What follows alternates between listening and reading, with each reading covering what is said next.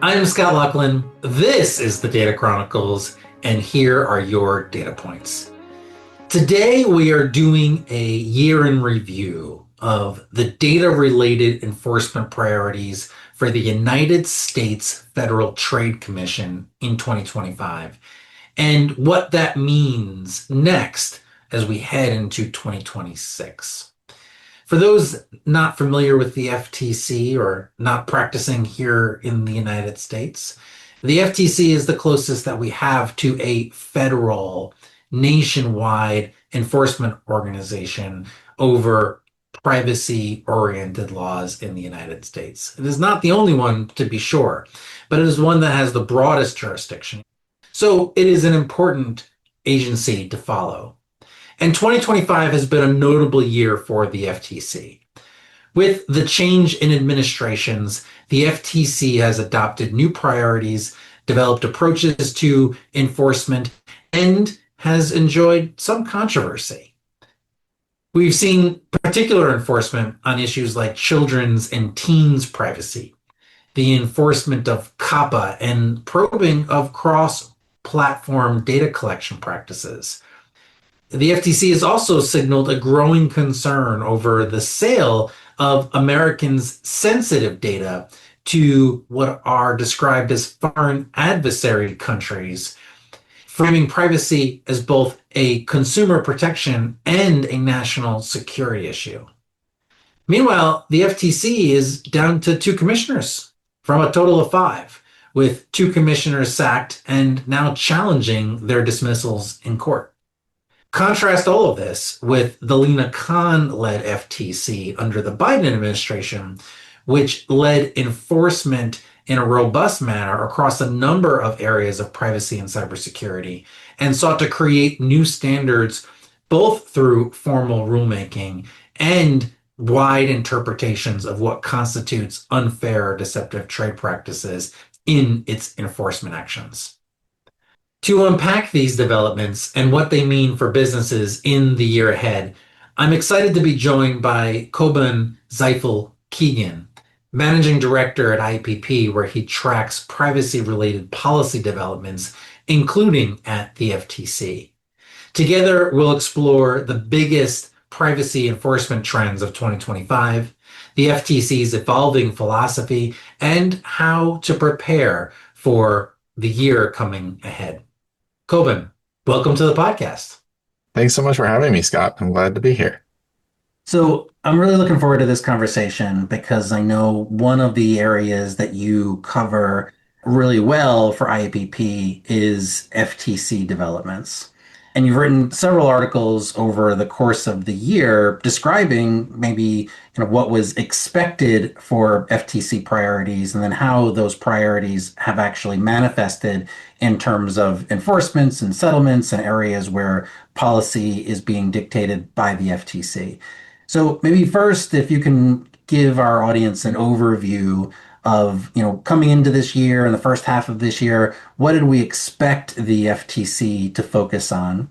And, how has that, in your view, developed since that point? Yeah, I'm happy to give that overview. It's definitely been a unique year for the agency, and we're still learning as we go as to kind of what the administration's priorities are going to be for consumer protection moving forward.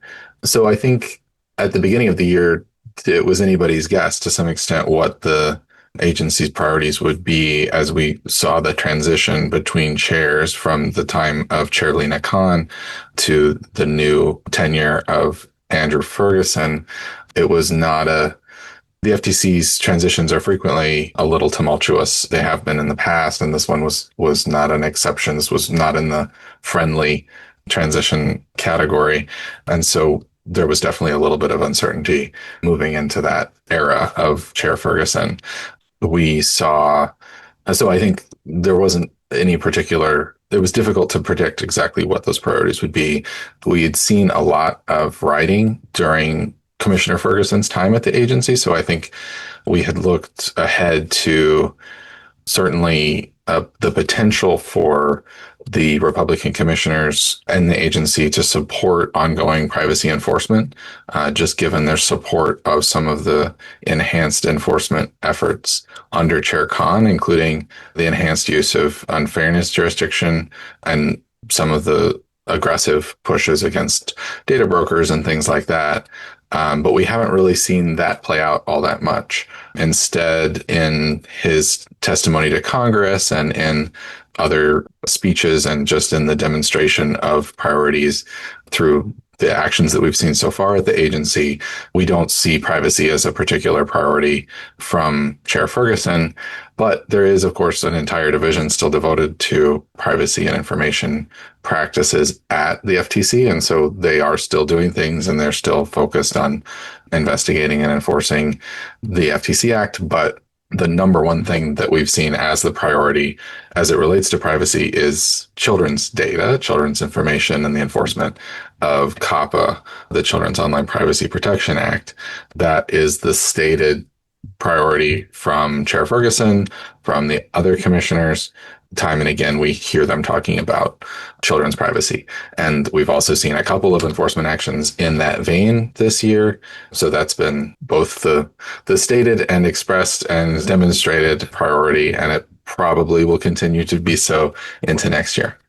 Yeah, I mean, it's a really good and important point. I mean, one of the things that you have said, and I think was emphasized in perhaps some of the writings from Commissioner Ferguson and how we expected the FTC to approach this is it wasn't going to go to zero enforcement and that this was just going to be a shadow agency that, was there but wasn't really operating, but instead would be focused on maybe more traditional style FTC Act Section 5 or violations, unfair deceptive trade practices, but more consumer protection angles in the way that the FTC has historically operated versus perhaps pushing further into what the FTC is going to consider unfair and setting essentially the further policy making around that one word in ways that would interrupt existing and established business practices.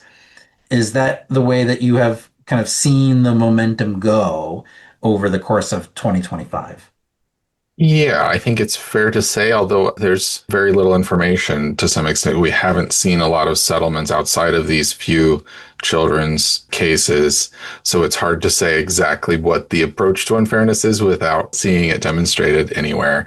And I think it's also worth pointing out that it was at least the early writings, the writings of Commissioner Ferguson before he became chair, in his dissents and concurrences to a lot of these matters that were settled last year. He had a complicated relationship with unfairness. Both Commissioner Ferguson and Commissioner Holyoke signed on to the settlement agreements with data brokers that used unfairness, and they approved of the use of unfairness. They just didn't approve of all of the counts of unfairness that were brought under those cases. And so it was clear that he would want to rein in the use of unfairness a bit, but based on his writings, he seemed to embrace a more progressive view of unfairness than we would have seen historically from more traditional commissioners from before, like Commissioner Olhausen or the like in prior administrations. So I think coming in, it wasn't particularly clear that exactly what the use of unfairness would be, but now we still haven't really seen it used, so I'm not really sure. I think the chair has certainly expressed a lot of concern over data broker practices and some of the kind of extreme uses of personal data, but we haven't seen that as a demonstrated or stated priority this year. But we did hear, I guess, from him in his congressional testimony and elsewhere, to your point, this idea of a return to kind of traditional harms, I guess, as a yardstick by which to measure privacy challenges. And I think that's a theme that I think likely is underscoring their current investigations, looking for those areas where there's real financial harm or other measurable harms, which does kind of put us back in a time before the types of arguments that Lina Khan's FTC was making.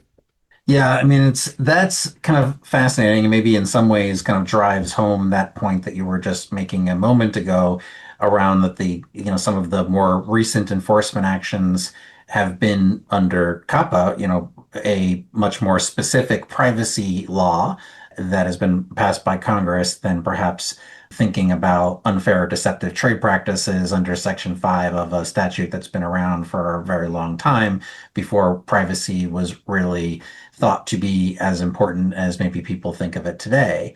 And so, in some ways, the view of looking at the established privacy law in COPPA gives a sense of how the administration wants to think about enforcement of privacy in particular, essentially enforce the laws that we have that are very specific to the content and the practices that are prohibited versus taking broader legal theories when the statutes themselves don't specifically speak to that type of content or that type of conduct, I should say.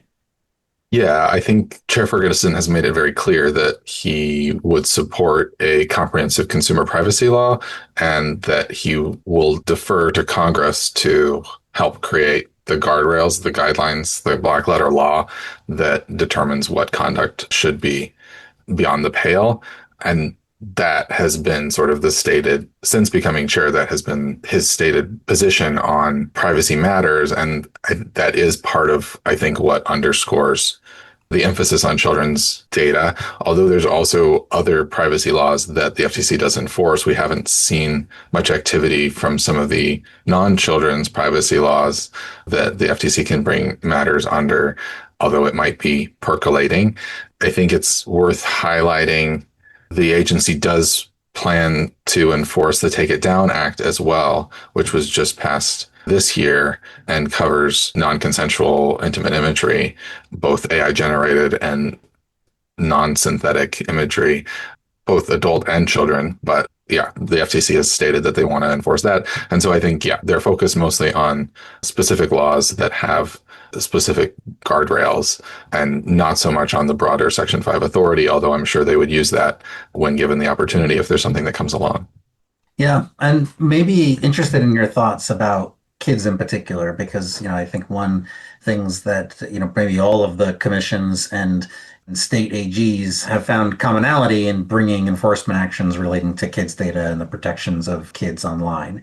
And we are seeing a lot of that type of activity, obviously, at the state level too, not only with the adoption of new different types of state laws that are specific to kids' data, but also around kids' uses of technology, social media, different ways and applications about how kids are interacting with technologies in ways that their data is being collected and harvested and reused. So, in some ways, the focus of the FTC on kids oriented data and kids oriented technology is not necessarily different than what we're seeing at the state level. Is that your take too, or do you see that the FTC is coming at this from a different angle than perhaps how the states are thinking about it? Yeah, that's a really good question. Kids' privacy and safety remains a perennially hot button issue here in DC and at the state level. It's only getting hotter and hotter, I guess. We keep seeing different types of laws considered and passed at the state level, which are shortly to be copied, I think, at the federal level as well. We're about to see a large package of kids' privacy and safety bills proposed in the House at some point before the end of the year. And those will include a lot of the themes that we've seen across the states, including app transparency, the kind of App Store Accountability Acts, time limits for children, the COSA, the Kids Online Safety Act, which mirrors some of the design and safety restrictions that some of the states have tried to pass. COPPA 2.0, which would expand COPPA's protections and create a new set of requirements around teenagers. So I think that scrutiny is definitely apparent across both in all places, right? From legislation to the enforcer side. The FTC is definitely not an exception, but it's focused on the laws that it already has. I think we would be remiss not to mention that COPPA itself was updated this year.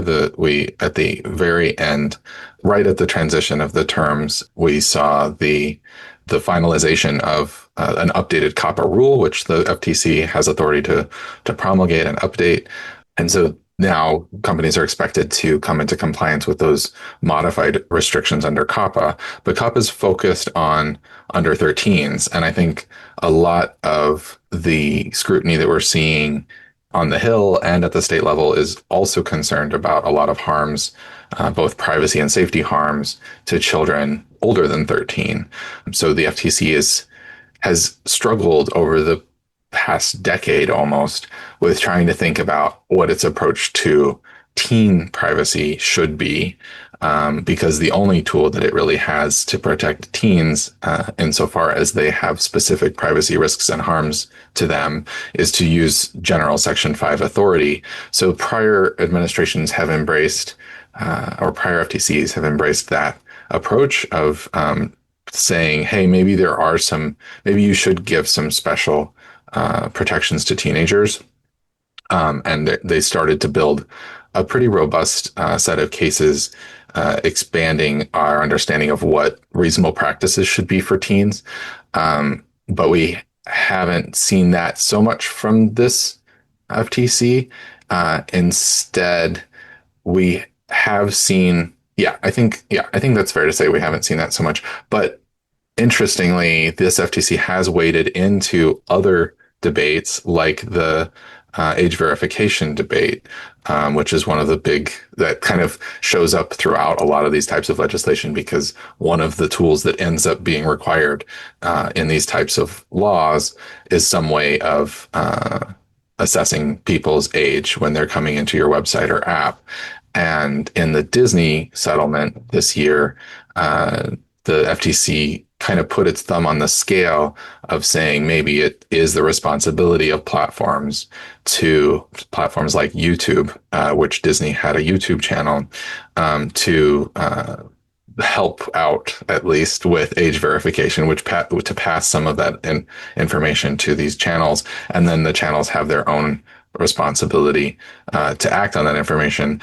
It's kind of a shared responsibility idea, and that does reflect the ongoing debate that we see at the state level through some of these like App Store accountability acts, which are putting more emphasis on app stores like Apple and Google to police the age of users, and then help the apps to then use that information to pass that information to the apps. So the FTC isn't avoiding those policy conversations completely. They are sort of engaging in the public debate to some extent, and we see that. I think the Disney case is really interesting for that point. Yeah. And then one of the other correlations that you have drawn is that the FTC, in some of its enforcement actions, have not maybe been immune to the geopolitics issues, which is also driving, a lot of the privacy debate today. And so, for example, the case that involved, the manufacture of toys that were designed for children, and the collection of kids' data through those, and potentially the transfer of that information to China, as it being an area where they took an enforcement action, and then that is not happening in a vacuum. Of course, we have seen the DOJ rules that have come out over the course of 2025 that describe restrictions on the transfers of data in other countries of concern. Last year we saw the passage of PADFA, where AFTC has a direct right to be able to enforce. And so, interested in that theme of the geopolitics and the way that the FTC is thinking about privacy. Yeah, and that's a complicated theme because it's hard to characterize the FTC's stance on geopolitics in a single sentence or in kind of a single policy position. I think part of it's important to one thing we haven't talked about yet that is really important to characterize about this FTC is that Chair Ferguson embraces the unified executive theory of government. He believes that he works at the discretion of President Trump, which he's the first FTC chair to believe this. It definitely changes the relationship between what others would consider an independent agency and the executive branch, to and it puts them in the position, puts the FTC in the position of essentially helping to carry out whatever the policy positions might be of the president. And so you see that reflected a little bit in like the pushback. The chair himself sent a set of letters to companies warning them about the potential of overly censoring American users because of perceived censorious European rules. That seemed to be a signal that was help with kind of falling into the narratives that the Trump administration was pursuing at the time, and also kind of fitting into ongoing debates between the UK government and the US around encryption standards and things like that. So the chair seems to see his role as helping to pursue policy objectives that the president, when possible, that the president makes a priority. Although I don't know that that one was particularly priority for the administration, but it fit. It certainly was an ongoing debate that was happening on the. Yeah, and then I think on the enforcement side, like you mentioned, the Aperture case, the case about the Chinese toy company, definitely highlighting some of those cross-border data transfer rules, and this especially with regard to kind of countries of concern, as some of these rules are calling them. The FTC does have now direct authority under PADFA to do some of that enforcement. I haven't seen that enforcement yet, but maybe there'll be those sorts of. It was interesting that actually that wasn't brought up in that case, because I thought that it at least was close to being able to make an argument under PADFA, and I wonder if it was just negotiated out. But that we didn't see that in the Aperture case, but it does still nonetheless kind of highlight the riskiness of companies engaging in any kind of transfer of data to third parties that might not, that where you don't, where you don't know the customer, or where they're located in countries that are kind of risky now, or perceived as risky by the United States. And yeah, I think that will continue to dovetail with other ongoing developments, including the potential for the DOJ to enforce the data security rule. I mean, and that is, I think that if I'm trying to create any type of theme or think about any types of theme Mm-hmm. here, because, the PADFA issues that you were describing, the DOJ rules, the letters that Chair Ferguson had sent out, all of those are, at bottom, restrictions and limitations and legal considerations around the transfer of US data out of the US to another country, right? So maybe folks are thinking of, well, the concerns around access by the Chinese government, has been articulated by the United States, and maybe that they understand that, slowly understand how that is playing out in the DOJ rules and PADFA. But here, at least under the letters that were sent out by Chair Ferguson, we're talking about the transfer of U.S. data to Europe, and concerns around the application of European law and European enforcement against that data, which is obviously, we've certainly heard concerns the other way, where Europeans are concerned about transfers of data to the United States. This may be one of the first times that I can remember where we have an administration raising concerns about European access to US data. Yeah, those letters, the primary concern appears to be more in the First Amendment, or at least I guess broadly, the censorship bucket than in privacy.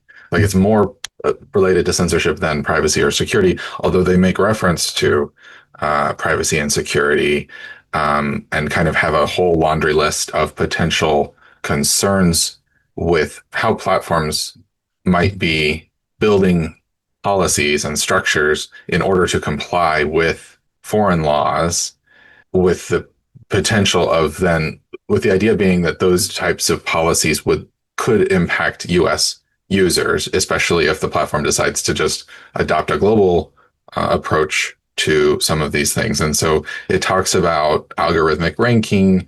It talks about deplatforming, kicking people off of platforms and how those policies are made.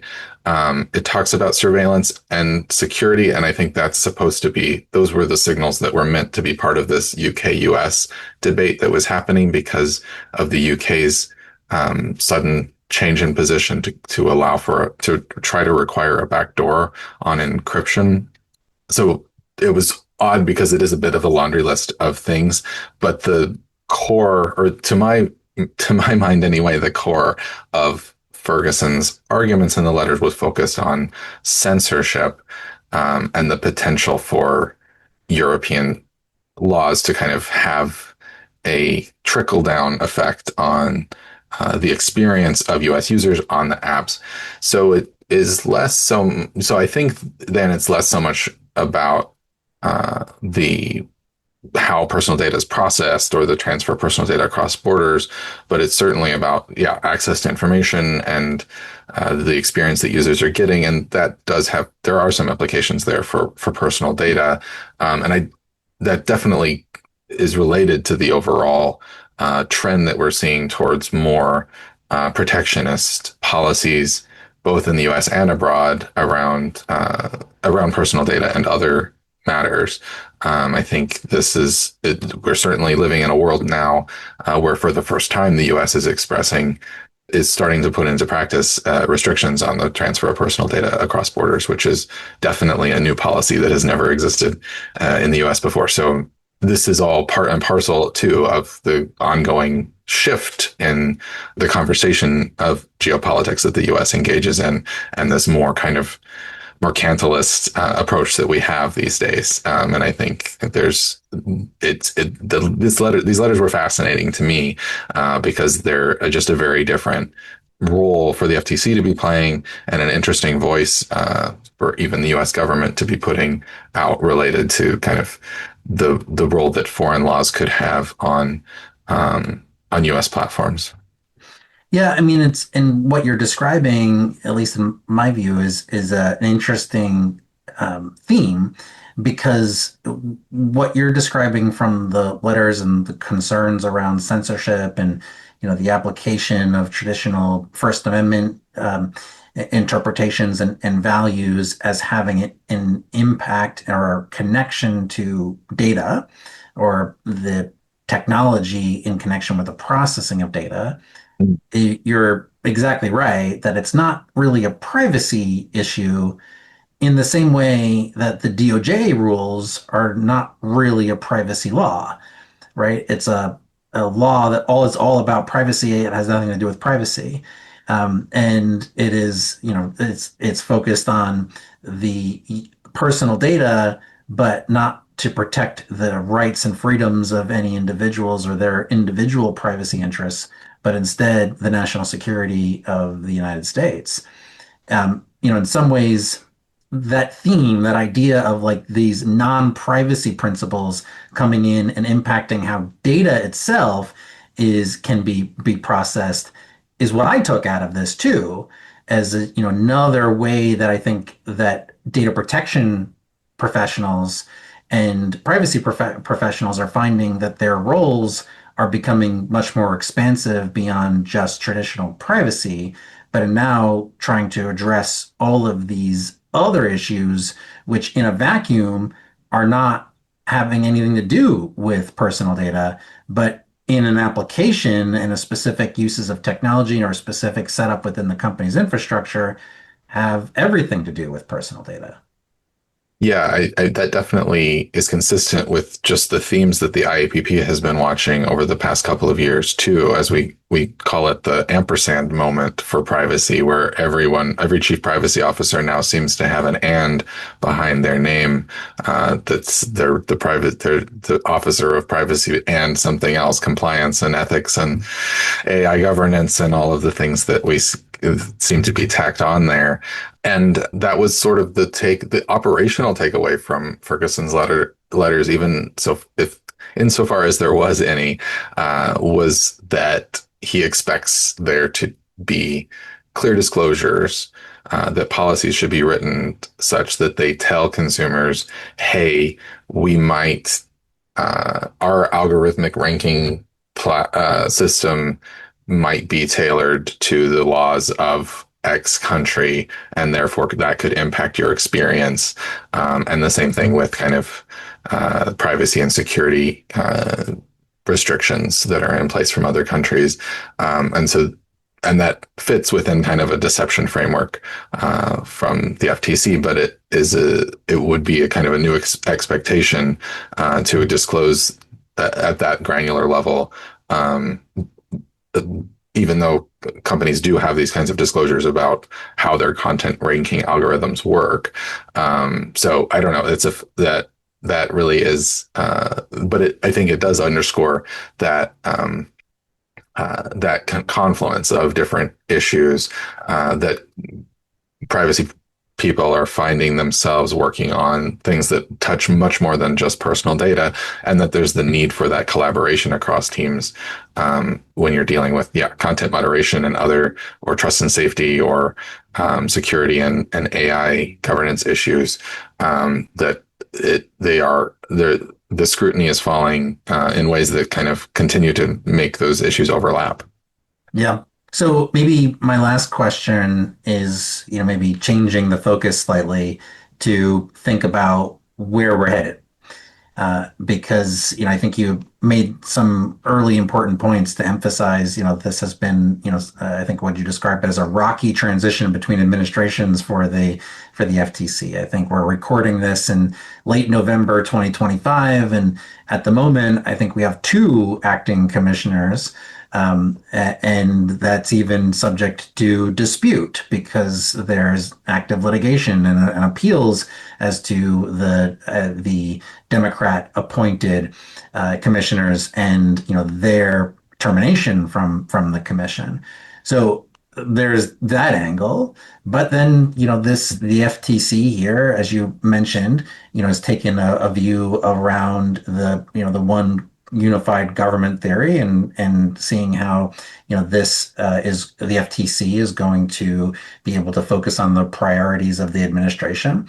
And the administration has a point of view about how they would want to carry out the regulation of tech and issues surrounding geopolitics and tariffs and protectionism and localization, all of these things. So you're putting on your prognosticator hat. What are you watching over the course of the next 6 to 12 months, especially as we change the year to 2026 out of the FTC? Yeah, and I'm glad you brought up the leadership of the agency because we probably would be remiss to not talk about that a little bit because it is subject to dispute. Part of testing this theory of what this agency, how it really functions, and the level of independence that it has. Involved purporting to fire two commissioners, both of the Democrats on the commission. They weren't not both of them weren't Democrat appointed. It's worth pointing out that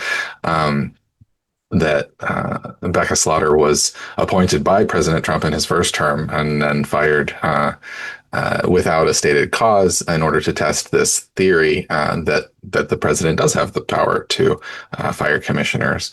And so that's something I'm definitely watching very closely, the ongoing legal dispute, which has made its way to the Supreme Court to decide whether that's a legal dismissal. It'll be really important to watch the outcomes in that case, and not just which way it goes, but also if in the event that Slaughter happens to win, the remedies that are given, because if the remedy is just back pay, that would be a little bit, that would just mean that you can still fire someone, you just have to pay them. It's sort of like dismissing a CEO under their contract. And that might be that's not much different than the outcome if the administration wins. It seems like most commentators seem to think that the administration is likely to win based on how the Supreme Court has been thinking.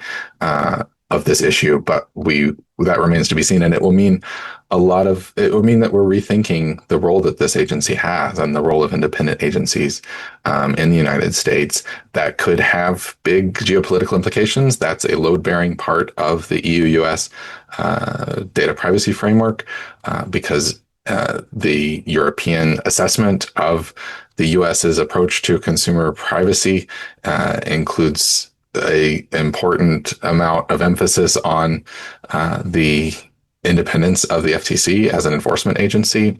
It could have other implications for kind of how the agency operates moving forward as well.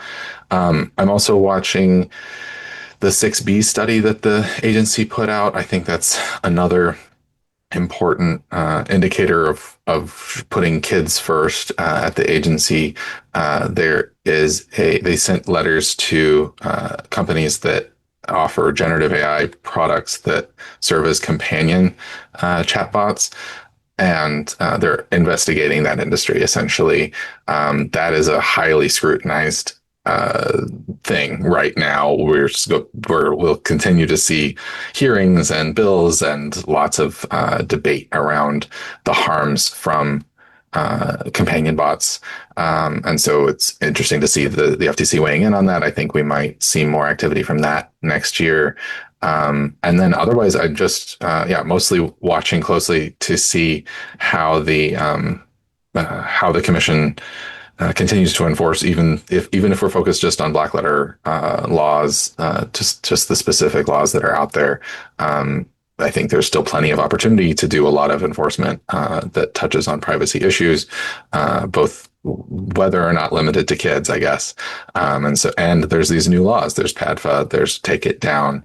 It would be really interesting to see some enforcement of these new and real laws that are out there. So I think, those are the things I'm watching. And the ongoing question of leadership at the commission, including, I think, whether President Trump would even bother to nominate non-Republican commissioners. The requirement is to have, you can have only 3 commissioners from one party. We've been operating with 3 Republican commissioners. One of them just departed. There's rumors of another nomination of another Republican commissioner, but there's no rumors, even though now the 4th seat is not debated anymore. There hasn't been discussion of a nomination of a non-Republican commissioner to fill that vacancy. And in some ways, if you consider the agency to be part of the executive, there's less of a reason to have multiple. You might as well just have a chair. There's no reason the agency doesn't have a quorum requirement, unlike other agencies. And so you could operate it with just a chair if you wanted to.